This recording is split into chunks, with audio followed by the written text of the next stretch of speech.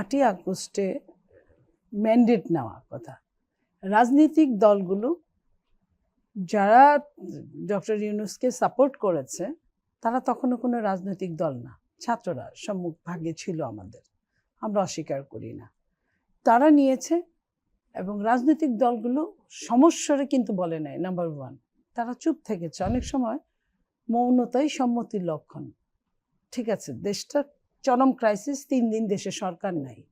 আর doctor Yunus বাংলাদেশের মানুষের কাছে তেমন বিতর্কিতও না, সুপরিচিত সারা বিশ্বের কাছে। সেই হিসেবে বাংলাদেশের মানুষও চিনে। বাংলাদেশকে নিয়ে যেহেতু সে কাজ করেছে ক্ষুদ্র ঋণের উপর, তো মানুষের একটা আইডিয়া আছে, গ্রামে গঞ্জে তার সম্পর্কে জানে। এখানে ভালো মন্দের কথা আসছে না, অর্থনীতির ভাষায় কোনো ভালো মন্দ হয় না এখানে। তো সেইখানে ডক্টর ইউনূস আসলো। আপনার কথা যদি ঠিক হয় যে সব দলগুলো তো চুপ ছিল, হ্যাঁ, মৌনতা সম্মতির লক্ষণ সমর্থন করেছে না, সব ওপেন সমর্থন করে নাই, মিটিং হয় নাই। ডক্টর ইউনূসকে নিয়ে আপনি খেয়াল করে দেখেন, ওরকম কোনো মিটিং হয়নি। সব ফাইনাল করা হয়েছে, কোনো নাম ইন্ডিকেট করে না। যাই হোক, যেটাই হোক, আমি আপনাকে বলি, রাজনৈতিক দল যদি এরকম করে ম্যান্ডেট দিলেই যদি সরকার গঠন হতে পারত, তাহলে তার নির্বাচনে এত হাজার হাজার কোটি টাকা খরচ করে নির্বাচনের দরকার নাই। সংখ্যাগরিষ্ঠ ভোটেই রাজনৈতিক দলগুলোর হয়ে যেতে পারে। যে ওই যে বলেন না, সংসদে অনেক সময় আমরা অনেক কিছু লম্বা হলে পুরো সারতে পারতাম না, সংসদের সময়ের অনেক দাম আছে, পঠিত বলিয়া গণ্য হইল। তো এরকম পঠিত বলিয়া গণ্য হতে পারতো, কিন্তু আসলে বাস্তব জীবনটা তেমন না। বাস্তব জীবনে আমার ভোটটা আমি দিব, যাকে খুশি তাকে দিব। সেই ভোটটাও একটা সময়ের জন্য, আবহমান কালের জন্য না। সেটা কখনো কোনো কোনো দেশের জন্য 4 বছর, কোনো কোনো দেশের জন্য 5 বছর। বাংলাদেশের মানুষের জীবন থেকে প্রায় 1 বছর চলে যাওয়ার দিকে। ডক্টর ইউনূস ওরকম কোনো কাজ করেন এবং তার মেইন কাজটাই ছিল নির্বাচনটাকে সুন্দর একটা নির্বাচন উপহার দিবে। তত্ত্বাবধায়ক সরকার যদি 3 মাসে একটা সুন্দর নির্বাচন উপহার দিতে পারে, তাহলে 9 মাসে আমি ওটাই বলছি যে ডক্টর ইউনূস অন্তর্বর্তীকালীন সরকার, লাইক অনেকটা এরকমই, চিরস্থায়ী বন্দোবস্তের মতো না, যে 5 বছরের বন্দোবস্তের মতো না। এটা এরকম 2 সরকারের মধ্যে একটা অন্তর্বর্তী সরকার। এই আমার যদি ভুল না হয় ইন্ট্রিম গভর্নমেন্ট। তো এরকম সরকারটা যত তাড়াতাড়ি সম্ভব একটা নির্বাচন দিবে, নির্বাচনে জনগণ বহুদিনের কাঙ্ক্ষিত লক্ষ্য ভোট দিবে, দিয়ে যাকে পছন্দ করবে সে সরকারে বসবে। এটাই ছিল কথা। আর আপনি তারপরে বলেছেন যে অনেকের কথার সঙ্গে মিলে যায়, ভারত যা বলে তাই মিলে কিনা, ভারত আগে বলে আমরা পরে বলি। ভারত আমাদের প্রতিবেশী রাষ্ট্র, 3 ভাগে তারা আছে। আমরা ভারতকে চাইলেই পৃথিবীতে পিতামাতা এবং প্রতিবেশী, মানুষ চাইলেই বাদ দিতে পারে না। 5 আগস্ট কিন্তু আওয়ামী লীগের বিরুদ্ধে শুধু হয় নাই, ভারতের বিরুদ্ধে হয়েছে। কিন্তু ওই নামানোই যদি নামানো হতো আপনার কথা মতো, তাহলে আমরা খাওয়ার পরে থাকলে মাছ দিব, নইলে দিব না বলার পরে উনি আবার আগের সরকারের চেয়ে দ্বিগুণ মাছ পাঠায়।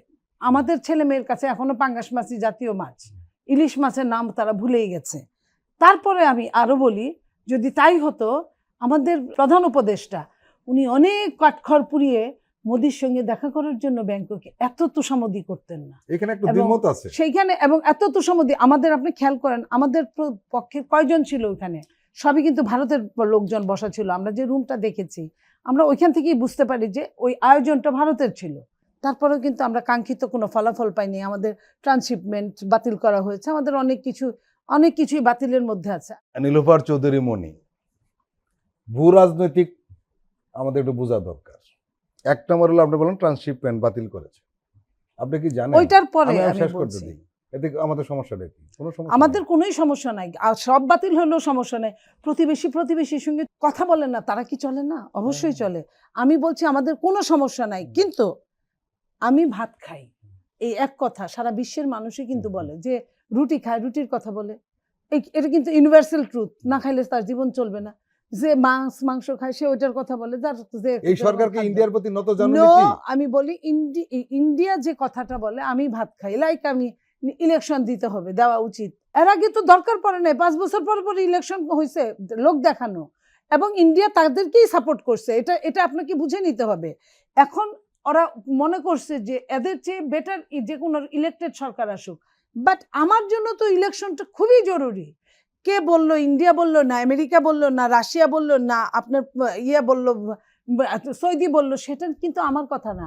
আমার নির্বাচন চাই। আমি 20 বছর যাবত এই নির্বাচনের জন্য আমি মাঠে আছি, আমি নির্বাচনের জন্য লড়াই করছি।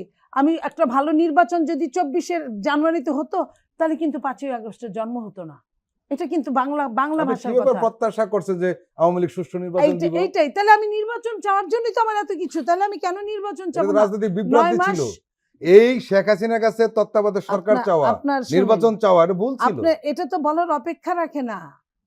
আমার লড়াইটাই তো নির্বাচন চাওয়া।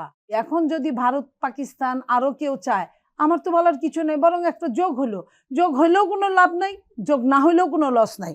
কিন্তু আপনি যেটা বলছেন যে অনুপপত্তি ফেলাসির মতো, আপনার যে ওই ভারত চাইছে আপনি চাইতেছেন, বা আপনি চাইছেন ভারত চাইতেছে, এটার জন্য এই দোহাই দিয়ে আপনি নির্বাচন বন্ধ করবেন, এটা হতে পারে না। আপনি এটা সব বিষয়ে তারা চাইতেই পারে, তাদের একান্ত প্রতিবেশীতে। 7 সিস্টার তার ঘরের দুর্গরায়, আপনার বাংলাদেশের চারপাশে 7 সিস্টার, তারও অনেক প্রয়োজন থাকে। আমরা মৌনতায় ছিলাম, আর যাই ছিলাম, ইউনূস সরকার আমাদের মাধ্যমেই ক্ষমতায় আসছে। তারেক রহমান সাহেব নিজেই বলেছেন যে এই সরকারের ব্যর্থ হওয়া মানে আমাদের ব্যর্থ হওয়া।